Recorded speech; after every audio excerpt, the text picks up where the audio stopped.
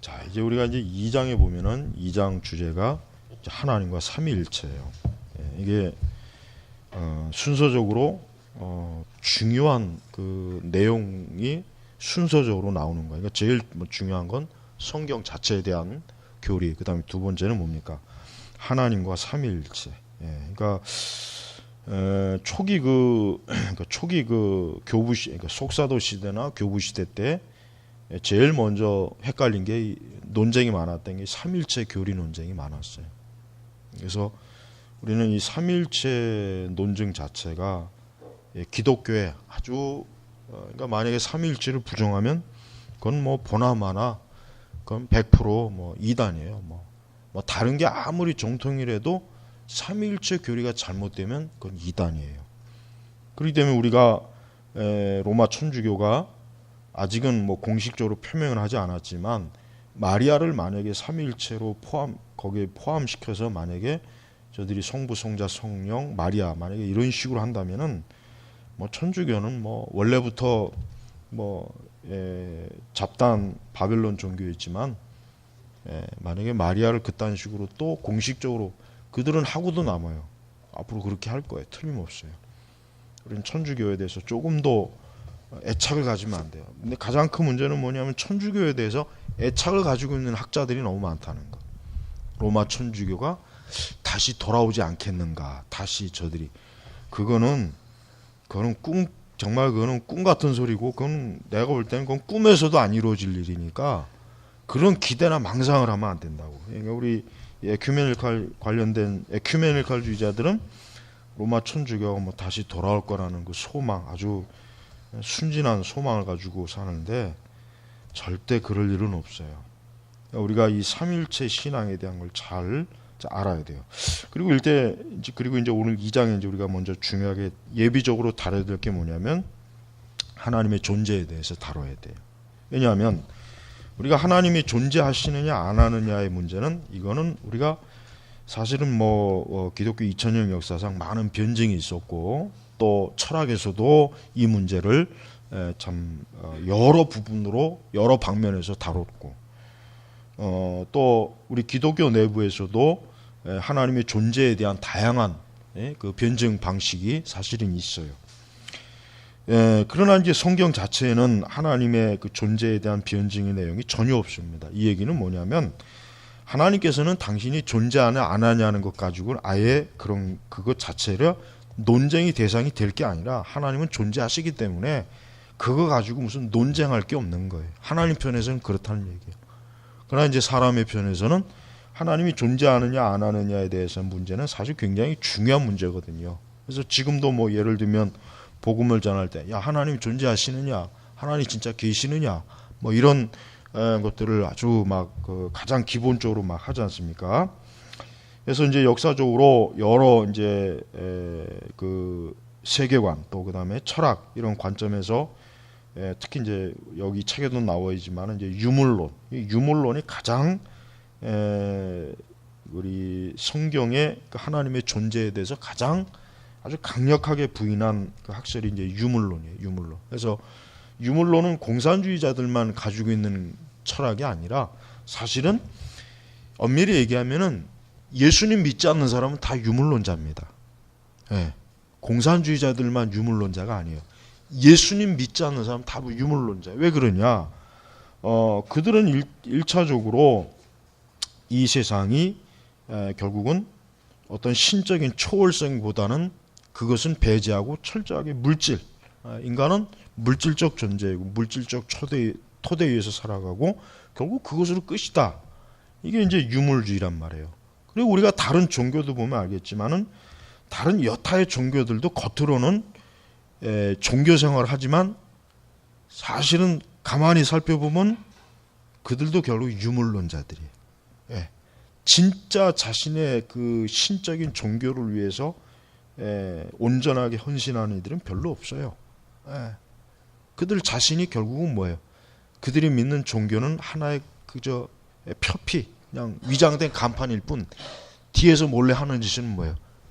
불신앙자들이나 종교가 없는 이런 자들하고 똑같이 세속적이고 똑같이 자신의 어떤 육체적 본성을 만족시키려고 하고 실제적인 영적인 그런 뚜렷한 지식도 없고 이해도 없고 그러니까 우리가 오늘날에도 우리가 통상적으로 알아야 될 것은 하나님을 믿지 않는 즉 하나님을 배제한 그러한 모든 그러한 어떤 철학이든지 세계관이든지 어떤 그런 관습이든지 제도든지 그 모든 것들이 원래부터가 인간이 타락하고 난 뒤에 사람의 본성에서 나오는 근본적인 죄악들이라는 것을 우리가 잘 알아야 돼요. 그래서 특별히 이제 19세기에 들어와서 특히 이제 19세기가 이제 고비였죠. 마지노선이었어요. 사실 19세기에 기독교는 서양 기독교 그 세계에서 이미 퇴출이 이미 시작되었어요. 19세기에. 이미 19세기 이미 퇴출이 되어서 20세기 들어와서는 유럽은 뭐 그냥 하나님이라고 하는 존재를 거의 인정을 하지 않는 단계에 와 있고 미국도 유럽보다는 좀 뭐 속도가 느리지만서도 지금 계속 하나님의 존재에 대해서 사실은 좀 거부감이 있는 그런 세대들이 이제 점점 많아지게 돼 있단 말이에요. 그 미국의 트럼프가 그 트럼프의 그 책을 보면은 한 가지 이제 좋은 게 이제 뭐냐면 기독교적인 그 가치 이걸 중요시 여겨요. 트럼프는. 그러니까 그가 쓴 책을 읽어보니까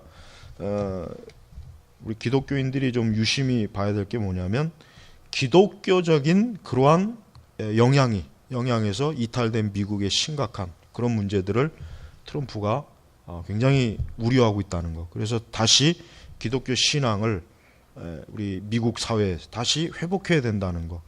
트럼프가 그거는 정확하게 얘기를 하더라고요. 그러니까 우리는 이렇게 이제 한때 오랜 동안 기독교의 영향력을 가지고 있던 그 터전들이 그동안 토대를 가지고 있던 문명들이 그런 사회와 국가들이 민족들이 이제 그런 것들을 다 퇴출시키고 남은 건 뭡니까? 남은 건 뭐 세속주의, 그다음에 자연주의, 유물주의, 그다음에 낭만주의, 이런 또 기계주의 이런, 그다음에 또 어떤 그 틈을 타서 꼭 들어오게 되는 신비주의.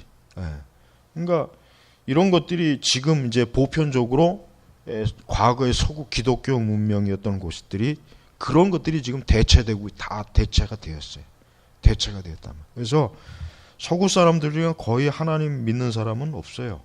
특히 유럽 사람들은 거의 하나님 안 믿습니다. 그냥 하나님이라고 하나 그 어떤 종교적 관념이라고 얘기하지 실제로 우리가 여기 신조에 나와 있지만 살아계신 참되신 하나님은 오직 한 분뿐이시다. 그의 존재는 무한하시고 완전하시고 이런 그 신조와 신앙은 벌써 이미 19세기 때 퇴출이 된 거란 말이에요.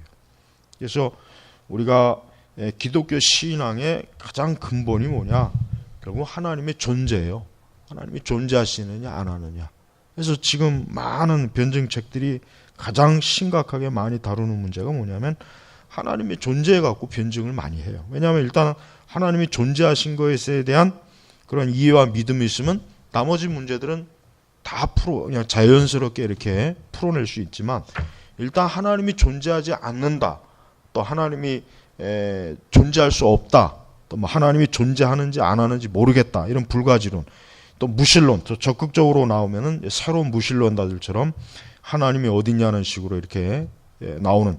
그러니까 그런 영향이 있는 한 뭐 우리가 뒤에 보면 뭐 죄, 칭의, 섭리, 뭐 구원, 그리스도, 뭐 율법 이거는 논할 단계가 아니란 말이에요. 하나님이 존재가 있고 나서야 그 다음에 의미가 있지. 하나님도 안 믿는 사람한테 뭐 율법이 어떻고 뭐 효과적인 부르심, 세례, 성도의 견인 뭐 이런 거 맨날 얘기하고 뭐 해야겠어요. 아무 소용이 없는 거란 말이에요. 그래서 2장에는 하나님과 삼위일체 그리고 그 하나님도 그냥 어때요? 단일신이 아니라 삼위일체 성부와 성자와 성령 삼위일체로 존재하신 하나님. 이게 정확해야 된단 말이에요. 그래서 제 2장에 보면 1항과 2항을 보면은 참 살아계시고 참되신 하나님은 이게 가장 중요한 거예요. 1항에서도 제일 먼저 나오는 게 뭐예요? 살아계시고 참되신 하나님. 그러니까 하나님의 존재를 기정사실로 하고, 하나님의 존재하신다는 걸 기정사실로 하고 나서 그 다음 그분은 한 분이시고 뭐 무한하시고 완전하시고 순결, 이런 것들이 쭉 차례차례 나오는 거예요. 그래서 오늘 제일 중요한 것은 일단은 존재하시는 하나님, 존재하시는 하나님. 그러니까 하나님은 계신다. 셰퍼 책에도 그런 내용이 있죠. 하나님은 계신다. 하나님은 지금 여기 계신다. 하나님은 이 세상을 지금도 통치하시고 그분이 주권적으로 모든 걸 하나님의 손에서 움직이신다. 이 존재하신 하나님에 대한 믿음이, 이게 가장 일단은 중요한 거예요. 이게 회복이 되는 것이 기독교 신앙이 가장 중요한 거예요. 그러니까 우리가 복음을 전할 때도 우리는 일단은 무엇보다도 하나님이 살아계시다고 하는 증거를 굉장히 중요하게 여겨야 돼요. 왜냐하면 하나님 믿지 않는 사람에게 있어서 어쨌든 그들은 하나님이 존재하지 않는다. 하나님이라고 하는 존재는 그냥 꾸며낸 것이다. 어떤 종교적인 하나의 환상이다. 뭐 이렇게 어쨌든 선입 편견을 갖고 있단 말이에요. 그러니까 이제 하나님이 존재하신다는 것에 대한 그 믿음, 그 확신, 성경을 통해서 그것을 알게 되고 믿게 되는 게, 이게 이제 중요한 것이죠. 그래서 우리가 이 세상의 창조부터 시작해가지고 인간의 기원이 어디 있는지, 또 사람은 누구에 의해서 이 세상에 오는지, 이게 가장 기본적인 거예요. 만물의 가장 기원이 되는 것들이 결국은 하나님의 존재하고 연관이 되는 거예요.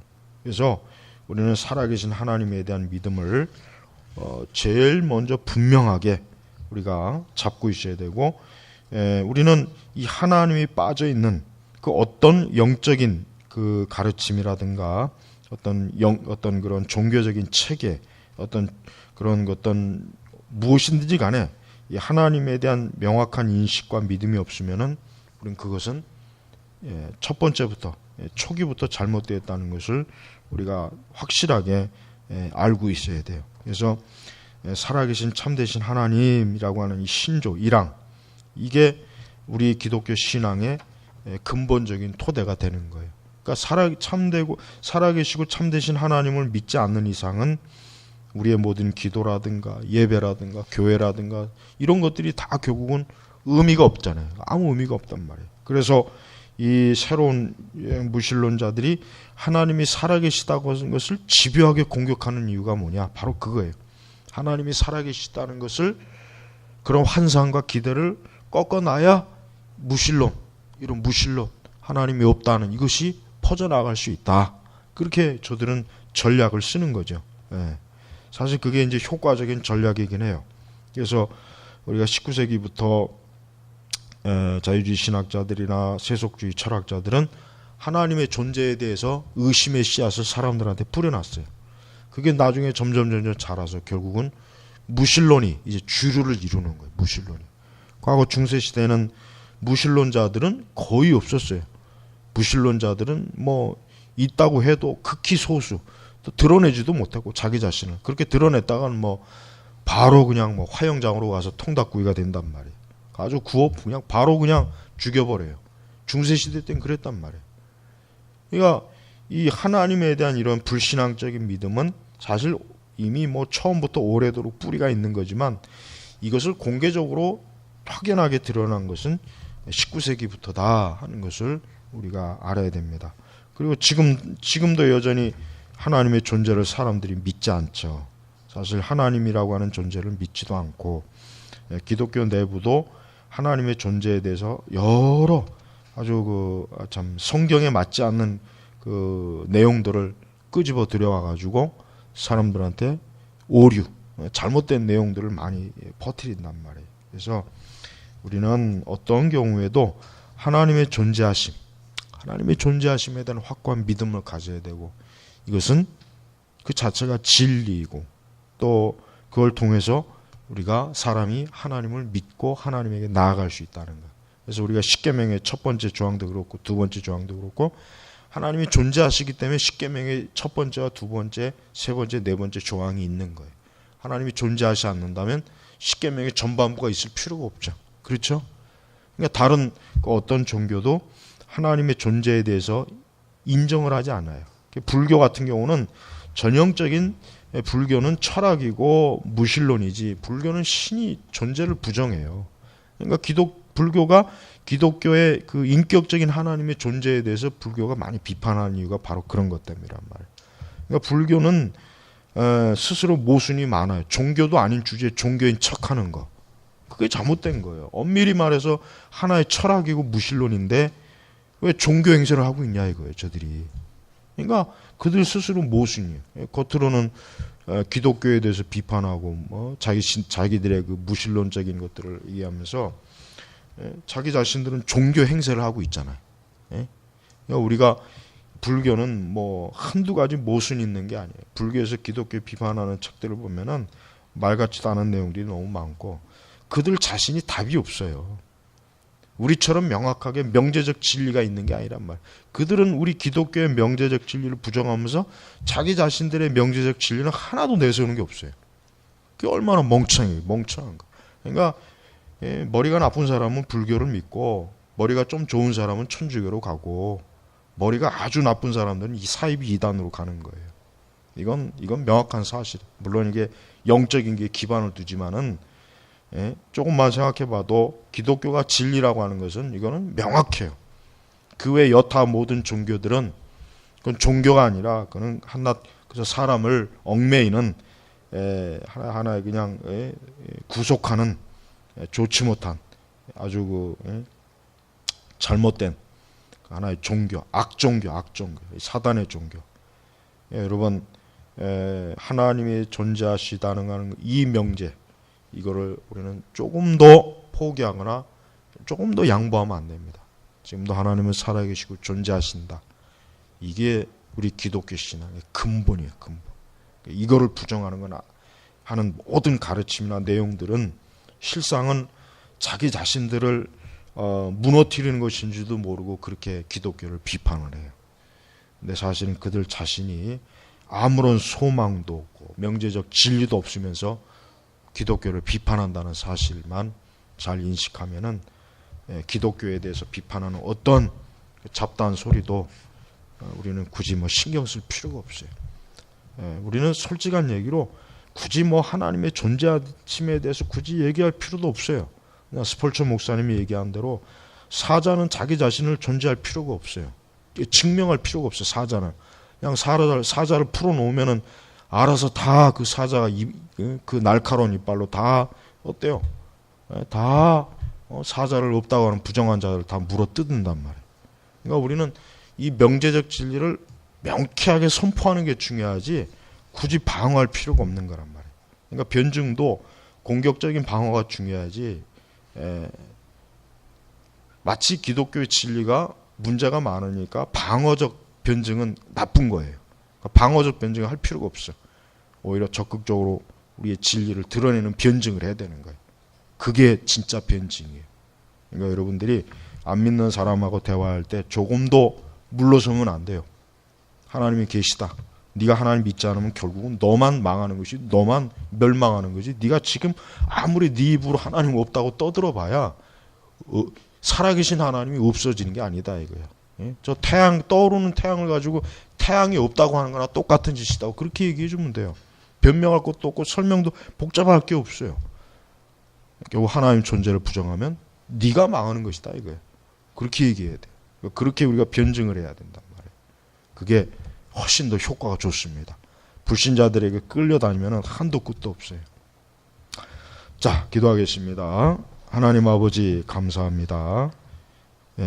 우리가 살아계신 하나님에 대해서 굳이 뭘 증명하거나 굳이 뭘 또 세상 사람들이 요구하는 방식대로 드러낼 필요가 없이 오직 성경의 진리 그대로 우리가 믿는다는 것을 보여주는 것이 중요하다는 것을 알고 우리는 하나님의 존재에 대해서 먼저 명확하게 우리 자신부터가 확고하게 말씀을 통해서 믿게 하옵소서.